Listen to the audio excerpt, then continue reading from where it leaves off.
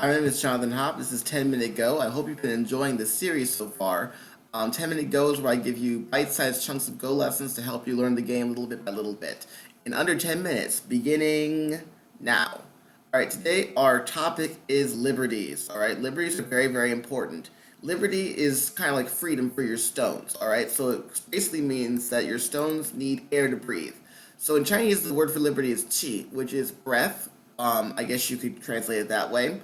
So your stones have to be able to breathe. They need space around them. So we already know the concept, for example, of the horizontal and vertical spaces around the stone are your liberties. So this stone, for example, has 1, 2, 3, 4 liberties. Right? We should be pretty clear on that already.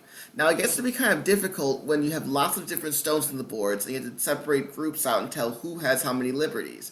Because if you run out of liberties, well, your stones get captured. So let's do a little bit more practice.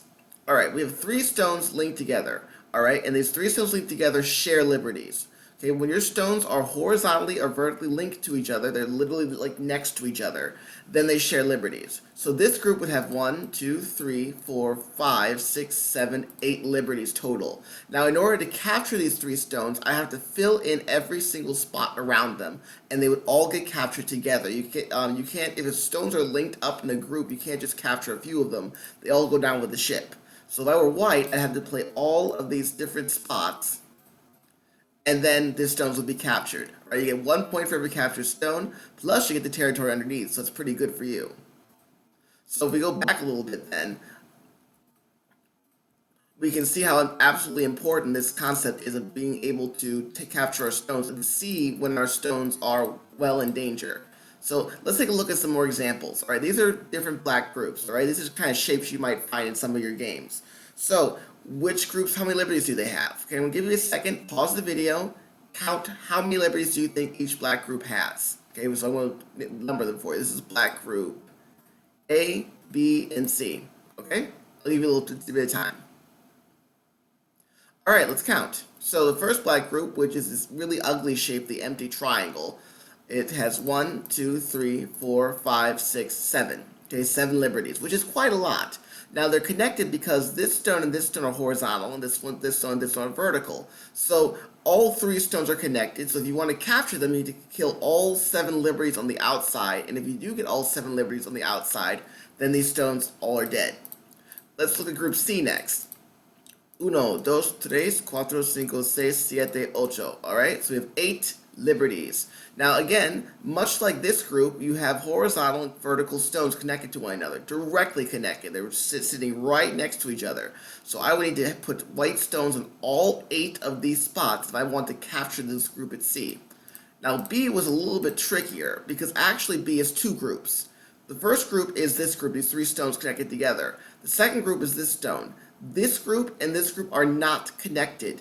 This is diagonal. Okay, when they are diagonal from each other, they do not share liberties. So you would count liberties like this. The first group is the triangle with 7 liberties, and the second group has 4 liberties. Which means that this stone, if you were to capture it, would have no effect on capturing this group except maybe taking away these 2 liberties. Okay, it means that these are just completely separate groups. Now, this is very important to count liberties for your stones so that when your stones are dead, you can just kind of move on. Let me give you an example of that. All right, let's take, for example, a lot of time beginners will try to save stones that are dead, basically. All right, so you have a stone and your opponent has captured you and you really think to yourself, I really want to save my stones. I don't want to give my opponent points. If my opponent captures my stones, well, then he gets points for the stone and he gets points underneath. Sometimes in Go, though, your stones are dead, and there's nothing you can do about it, especially around the edge. If you notice, if you put a stone at the edge of the board like I just did, this stone only has 3 liberties. The edge of the board does not count as a liberty. Right? The edge of the board is very, very dangerous because our stones automatically start off weaker than if we were to put them on the side or in the middle somewhere. So you have to have a very good reason to want to put your stone on the edge. Usually it's for like living with a group or connecting. Okay, so sometimes you have to do it, otherwise you'll be destroyed. But if you don't have to do it, you try not to. Now, all of these white stones are dead, even if they won away. So I want to mark them for you with group A. We're going to talk about first, then group B, then group C. All these white stones are dead. It doesn't matter if white gets another turn. White cannot save them, so don't bother saving them. In Go, sometimes you just have to accept the fact that your stones got captured and there's nothing you can do about it. Let's look at A, for example. Let's say white runs away. All right, this move looks, pretty normal, right? So when our opponent Ataris us, remember this is called Atari, we only have one liberty left, right? So we want to run away by adding liberties. If I put a move here, now I have two liberties. But here's the problem. You only have two liberties. So where can black play to capture white? Here. Or here. Since white only has these two liberties, then basically it's black's turn. All black has to do is capture one liberty and white only has one more left. So if we continue with that thinking, if black plays here, even if white adds another move, how many liberties does white have? One. Whose turn is it? Black. So that means white is taken away. So if we go look back at the beginning, even if white comes out, it doesn't matter because white cannot escape. So that means that the white group at A is dead. Okay, you have to really kind of get that in your head that in Go there is such a thing as the group is dead, and it's not Parcheesi, it's not Othello, it's not checkers. Like there's no magical comeback. It's dead. Same thing with Group B. The fact that there's one more stone doesn't matter. When white extends, white still only has two liberties. 1, 2. So basically white's still dead. If black plays here or black plays here, it's all the same thing. White cannot escape. Even if black plays from this side, white's still dead. Absolutely nothing white can do about it. Group B is dead. Now Group C is a little bit harder for beginners to kind of look at. If you look closely and count liberties, white only has one liberty here, right? So Group C is pretty much on the verge of death. It's in Atari, right? If one more move and black will capture all three stones. All right, but can white do anything about it? If white connects, white still only has one liberty, right? So white is still in Atari, and whose turn is it? Black's. Done. Okay, white is completely captured. So it doesn't really matter. Once white gets into this fix, into this position, white is dead. So that's in Go, unless you're going to sacrifice your stones for the greater good, you don't want to find yourself in this position because these stones are dead and there's nothing you can do about it. Right, last thing I want to talk about today is kind of a fun shape, the ladder shape. Alright, again, stones that are dead and there's nothing you can do about it. White has one liberty left. Alright, so white thinks to himself, hey, I only have one liberty left, so I want to try to run away. Black says, fine, Atari. White adds two liberties now. Here's a liberty, there's a liberty, but it's black's turn, so black's going to take away a liberty.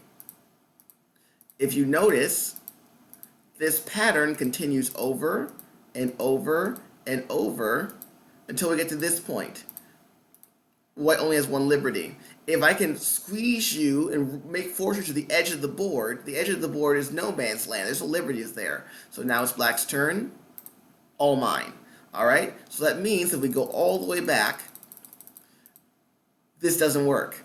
There's nothing to it. This is not a game of random chance. This logically does not work as long as black plays the correct moves.